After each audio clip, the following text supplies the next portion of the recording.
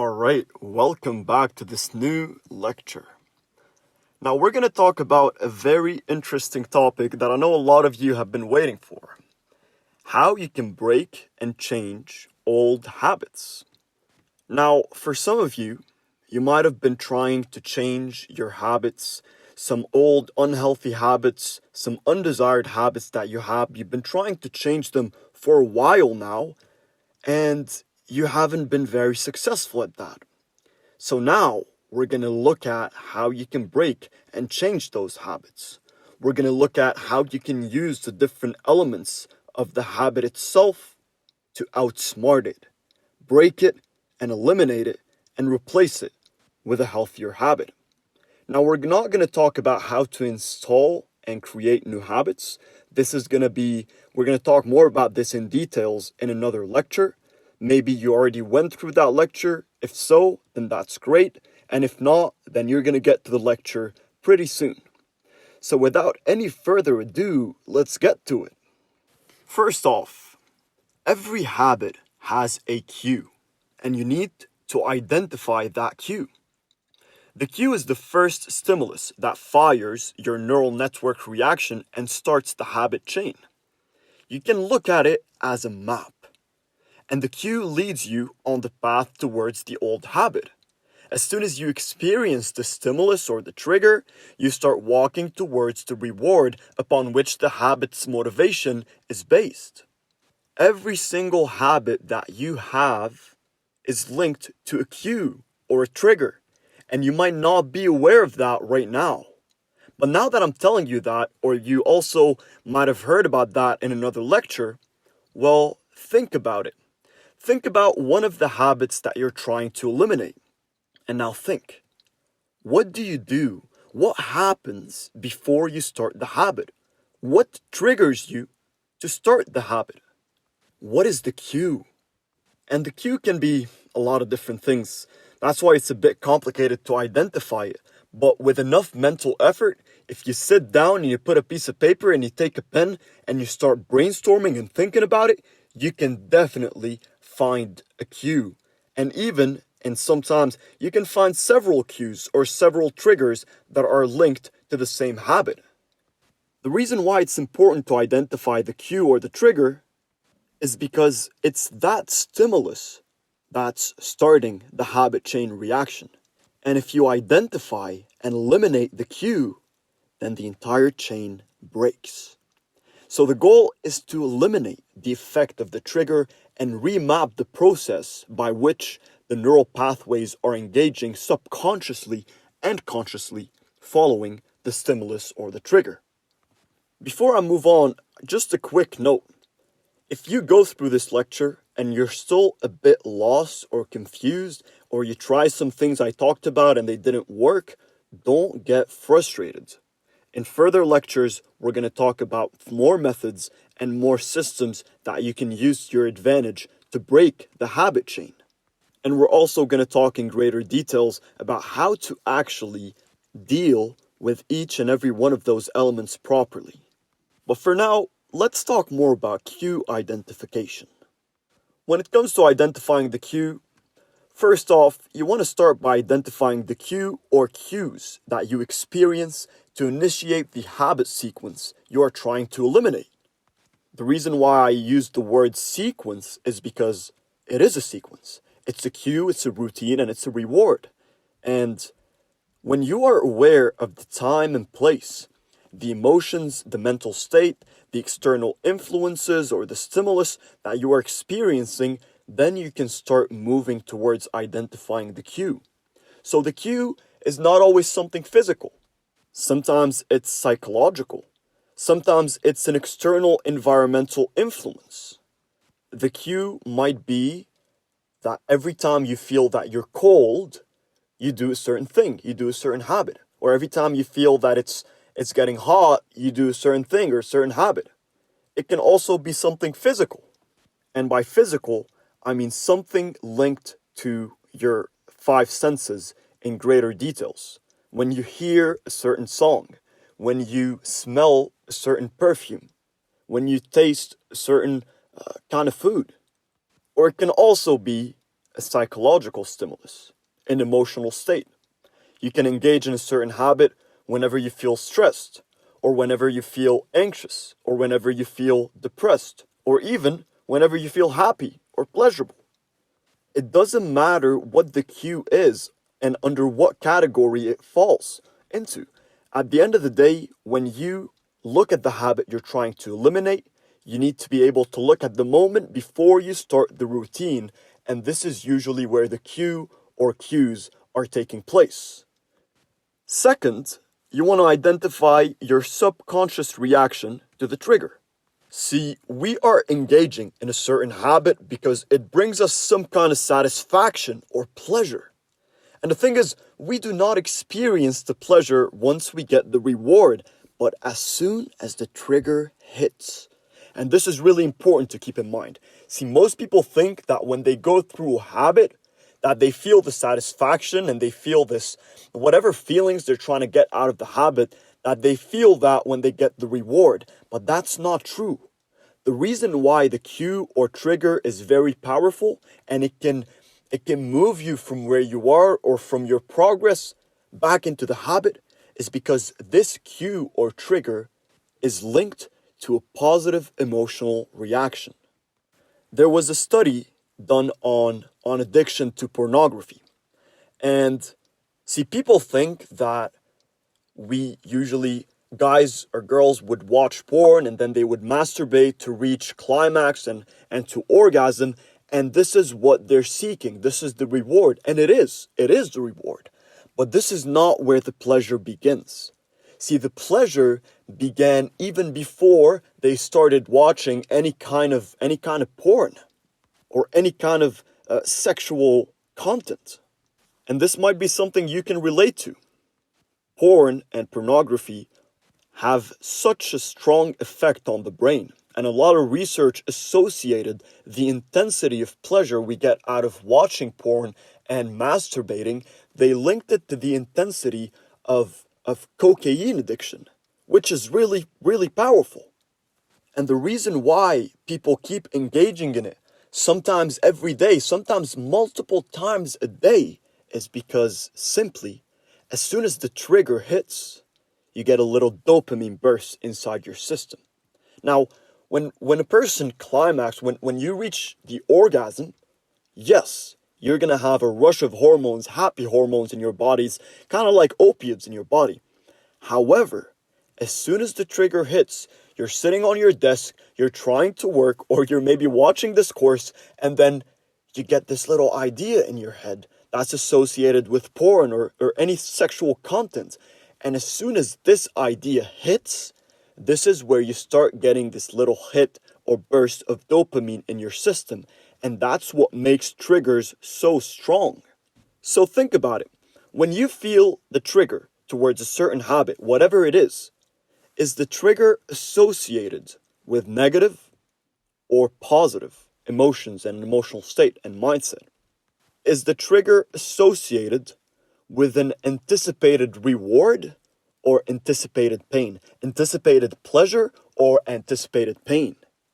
And I can tell you almost positively that 100% of the times where you have a habit you're trying to eliminate, the cue or the trigger are usually associated with pleasure at that moment, and they're also associated with an anticipated reward that brings you pleasure.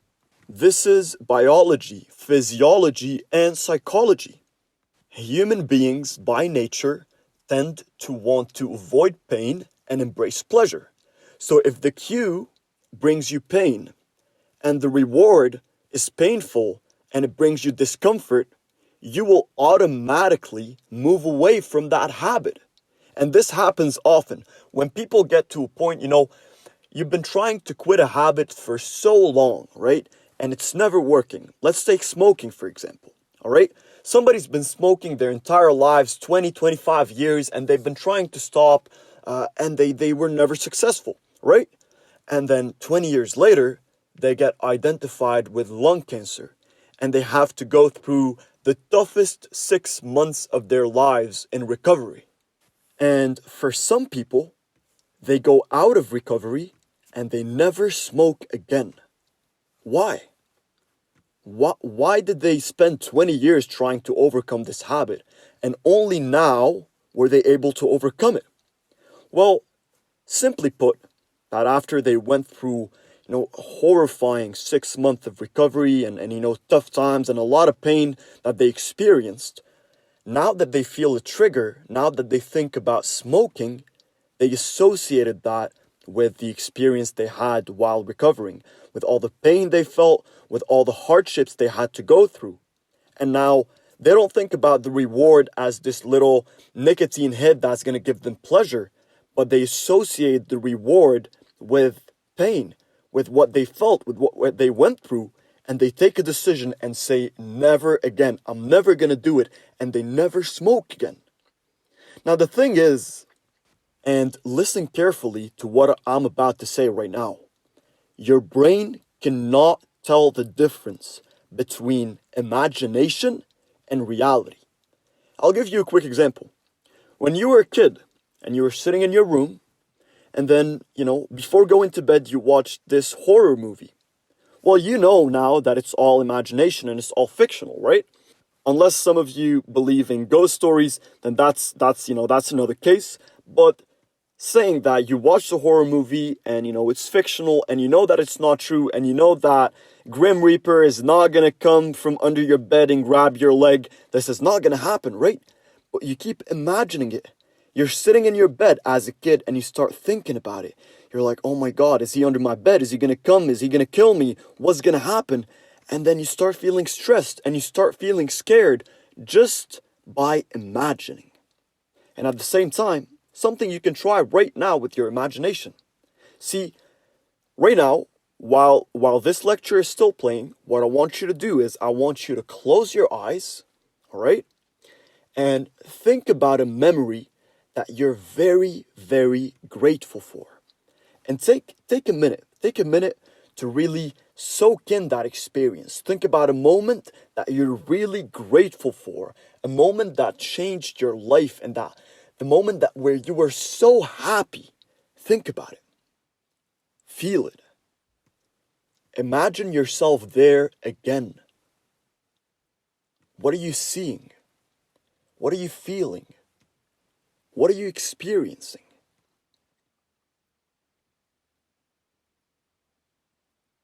Go deeper and deeper into that memory. Now stop and open your eyes. You can notice that right now, and maybe you can't notice it, but I can tell you 100% that you feel happier right now. Even if you feel 1% happier, you do feel happier just by the use of your imagination. See, your conscious brain has this creative, imaginative faculty that you can use to your advantage. If you're trying to quit smoking, you don't need to wait until you get lung cancer or a really tough disease for you to associate pain with the act of smoking. You can do it right now. You can imagine it. You can use your conscious imaginative faculties to introduce this pain and link it to the cue or the habit itself. And then once you start reinforcing that, your brain will start to pick up on it.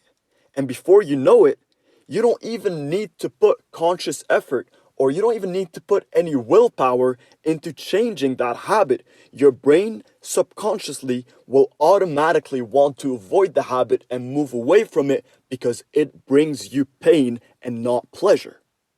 This is really powerful what I'm saying right now. And if you didn't really understand what I said, or if it didn't make sense, or if you weren't really focused, go back and listen to what I said. Because this little tiny idea can be revolutionary. This one tiny idea, I've seen it and I've taught it to a lot of my clients, and I've seen them change their lives just by using their imagination and their pain and pleasure faculties to, eliminate habits or install new habits in their lives. So of course, the third step is you want to start to consciously change your subconscious reaction to the trigger. If the trigger itself doesn't set us up to anticipate pleasure, but to anticipate pain, then your brain will automatically adjust itself in a way to avoid the habit process that is about to unfold. And I've seen this method changing people's lives in a way that you can't even imagine. I've had clients who were addicted for smoking for so long, and they did that, and then before you know it, I see them a few months later and they didn't smoke. They quit. They don't even crave it anymore. They hate it. And even when they're passing by someone and he's smoking, they just get triggered and they're like, no, like they want to move away, right? I've had a lot of people who are addicted to porn, addicted to marijuana, addicted to a lot of things, and they tried this one simple method and it changed their lives. Now, you might take this method and it might change your life, but again, maybe you didn't really understand it properly. If not, go back and watch it again. And if you still don't understand it, if it doesn't make sense, it's okay. Don't stress about it, because we're going to go through a lot of other methods that can help you overcome, change, and eliminate habits. Which brings us to the reward. Now, sometimes you might find it hard to associate the trigger with unwanted emotions and feelings, as your brain is very accustomed to the automatic reaction. The neural pathways are formed and they're so hardly wired that you cannot put any conscious effort into changing it. Here's the other intervention you can do, which is eliminating the reward itself. Now, when you eliminate the reward, then the trigger will not be linked to an anticipated reward that brings you a certain level of satisfaction, right? So you do that by asking yourself first, why do you want to stop the habit? What did it cost you so far? How much discomfort is it bringing you? How long have you been trying to overcome this habit? And how is it affecting your life? See, you need to write all of that down. Write down why you need to eliminate the habit, why you don't want it anymore, why you're sick of it, and that's it, you're done. And the thing is, you can take a decision at any second. Once you write down that list, you need to start consciously associating that list with the reward. And when you do, the reward doesn't really seem as a reward anymore, right? It seems like you're kind of tricking yourself. And I know that you're too smart to trick yourself at this point, right? When you start associating the reward with all the pain and all the discomfort and the struggles that this habit has caused you so far, the reward ceases to be a reward. And then even if you feel the trigger, well, the reward itself doesn't really bring you any pleasure. So there isn't any kind of anticipated reward or pleasure that you're seeking. An important concept to keep in mind is that your brain will scan your environments to see what's available around you to satisfy the craving. Now, by eliminating the reward, you eliminate the availability of potential satisfaction. So when you feel a certain way, you feel a certain emotional state, for example, and you don't like it, your brain will start scanning your environment and thinking about all the things that you can do to get into a better emotional state, right? And usually, one of the first things that's going to pop in your head is that you're going to get triggered to do the same habit that you've been doing in the past to compensate the negative emotional state with the reward you're going to get out of the habit. But now your brain, right, starts searching your environment, and then the trigger hits. And as soon as the trigger hits, your brain will be kind of confused because the reward now is not really going to help. It's not really going to put you in a better emotional state. Even better, maybe the reward is going to put you in a worse emotional state. Then your brain is going to be like, no, we're not going to do that. That's not going to do us any good. This is how your brain works. And even if you're finding it hard to associate a reward with negative feelings or discomfort or pain, then there's one more thing I want to talk about, which is changing the routine.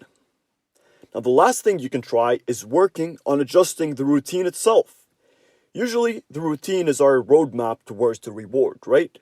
So if we change that routine, we can change the roadmap itself. The question is, what part of the habit are you trying to eliminate? Which one is affecting you the most? And sometimes maybe the entire habit is affecting you the most equally, right? So you have the cue and you have the reward. Now ask yourself, is there a different habit or a different routine that I can do, that I can replace, that can get triggered by the same stimulus and that can also lead to the same reward? I had a client of mine who was highly addicted to pornography. And obviously, you know, when people seek pornography and sexual content and all that, is because at the end of the day, their brain is seeking dopamine, happy hormones. And why would your brain seek happy hormones? Well, obviously, you seek happy hormones when you're not feeling that great.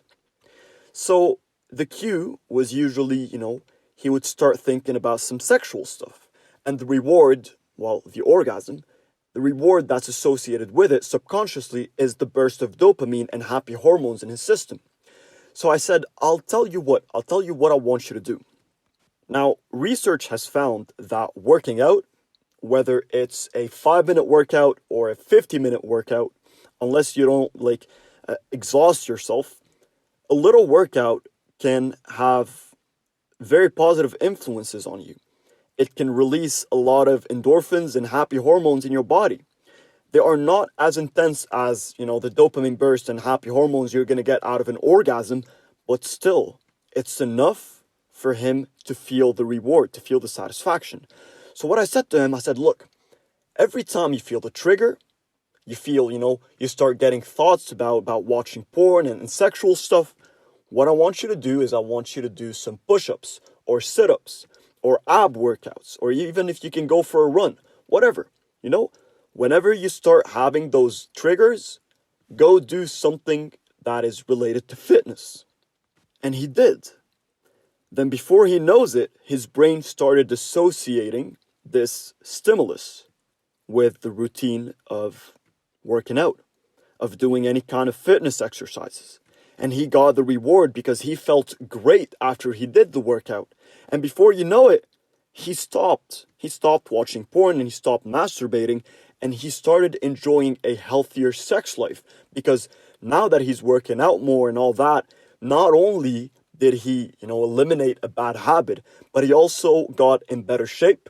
So he felt better about himself. He got more confidence and then he started talking to more partners and he started exploring his sexual life the right and natural way. And I know I talked about porn as an example and masturbation a few times and some of you watching this right now, you might watch porn often and jerk off often. And at the end of the day, it is a personal decision. For him, that was something that was affecting his life a lot because he was doing it several times every day. And it was affecting his sexual life and his health and his energy levels. But if somebody has this habit and you don't do it as often and it's not really affecting your life and you want to keep doing it, I'm not telling you what to do and what not to do. I'm just giving you the systems that you need and you will get to pick what habits you want to eliminate and what habits you want to keep. So that being said, just to wrap up the last part is find a replacement. Find a different routine that can bring you a similar reward that you can link to the trigger that's already existent, but that would be healthier and more beneficial for you. That being said, I hope you guys learned a lot in this lecture, and I'll see you all in the next lecture.